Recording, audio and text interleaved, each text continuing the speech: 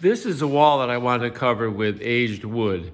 And this is the wood that I created out of some really nice pine. And you can see the differences in color. You can see that where I put the nail holes, occasionally they line up, but not always. I wanted that look. Okay, what I've been trying to do is create a wall in my house where I wanted to have aged looking wood.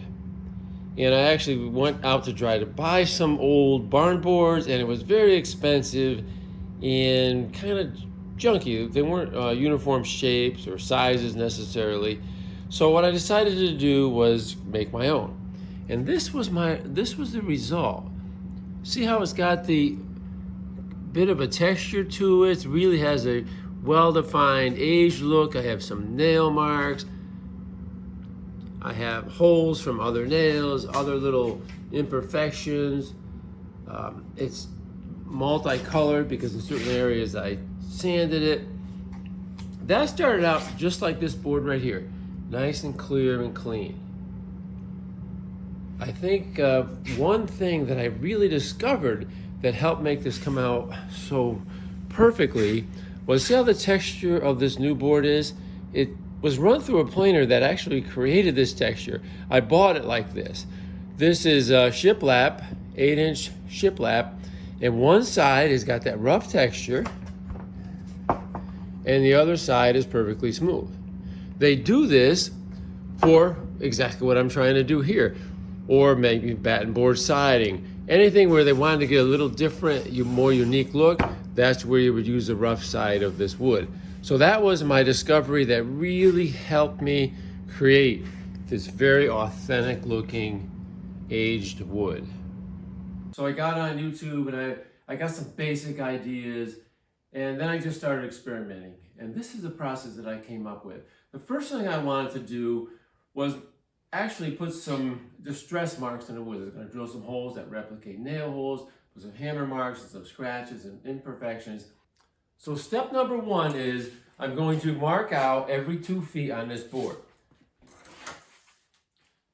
I'm just going to put a little pencil mark. And the reason I did that is because I'm now going to drill some holes. And I have this special drill bit that actually drills a hole, but actually makes a little recess. So this is really going to do a great job replicating a board that had nails in it that had been pulled out. So I'm not even going to try to get them perfect.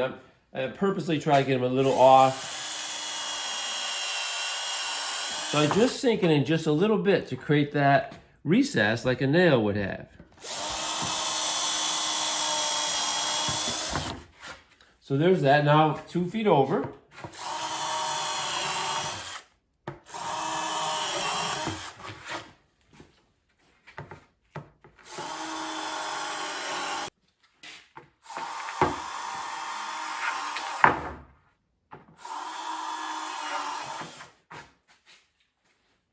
Now step two, I'm going to create more distress marks. Then I'm going to use a hammer. And a lot of times when they were building a barn, or wherever this wood may have came from, they would pound the nail in and maybe they would miss. So I'm going to put a lot of hammer marks right next to the nails.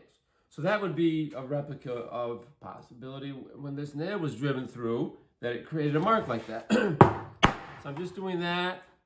And then I might even take the back of my hammer and create some claw marks. Maybe just an occasional mark like this. Then I also have a nail. I'm just going to put it right next to these holes to create a mark that might have been left from a nail. And possibly even one random right in the middle. See that mark? Create a few more hammer marks. Maybe even a scratch.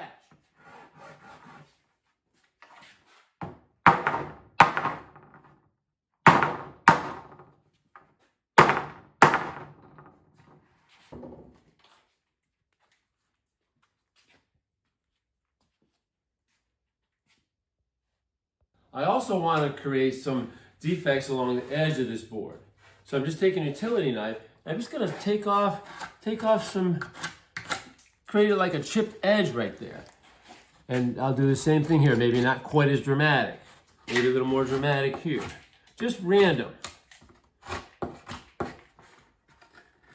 So now when these boards butt together, you'll see these little defects. And that would be a natural type of defect you would have with an old barn board.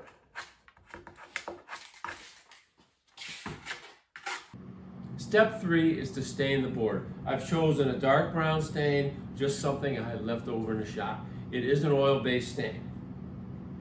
So I'm just going to put on a generous amount.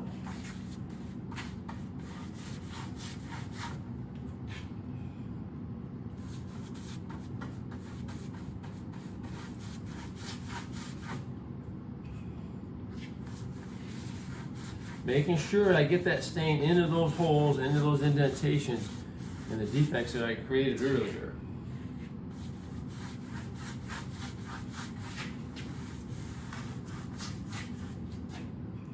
And this board may shrink a little bit later, so I want to make sure I get the stain on the edge. So if it does show through later, you're not going to see a nice white board, you're going to see a stained board.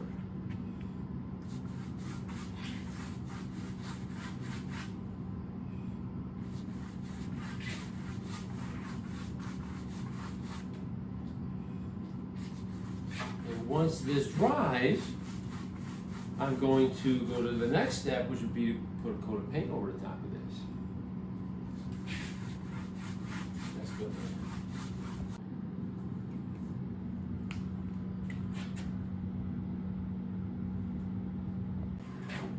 Once I finish staining, I just take a rag and I wipe off the excess stain.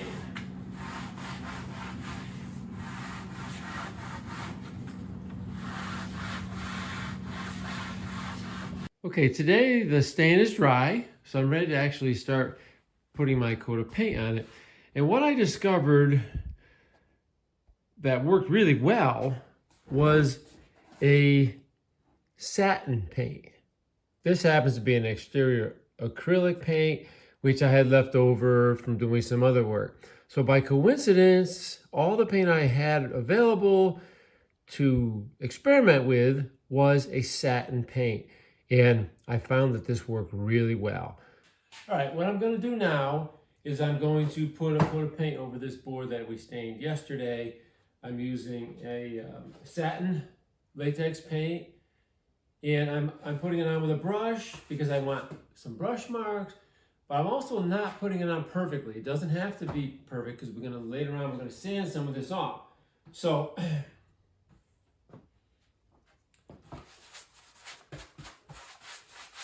I'm just putting it on, and I am leaving some bare spots, some light areas, and some areas that are thoroughly covered. If I covered everything perfectly right now, then I would just have more sanding to do. One thing that I'm trying not to do is fill the little indentations with paint, like the spots where the nail holes were and other little hammer marks and things that I put on. I'm trying not to fill that with paint because I want that to show through as a darker area. I want those little spots, little imperfections to be highlighted instead of hidden with this paint. I also did not do any sanding prior to applying this paint. It's just the rough stained wood that if I sanded it ahead of time, it wouldn't have made any difference. There was no sense in doing that. Here's the board that I just painted. You can see how I actually didn't apply much paint at all to the very end. It's got some spots that are a little heavier. These are the areas that where I replicated nail holes. I tried not to fill those areas with paint because I want them to be highlighted. Same thing here. Same thing with these other little defects.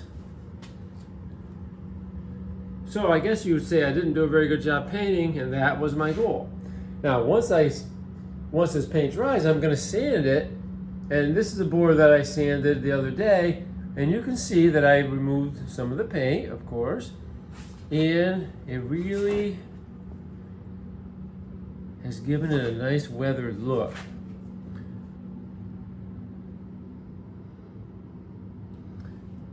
See how these nail holes are highlighted? The defects are highlighted. I've got quite a variation of color.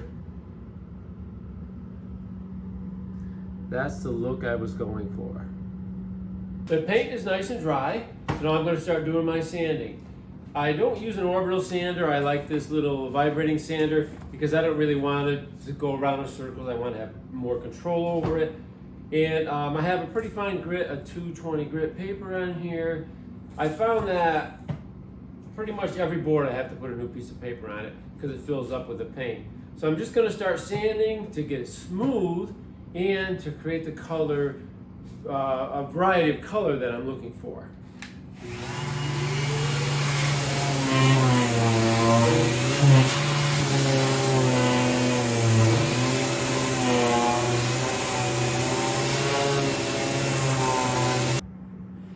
And there you have it.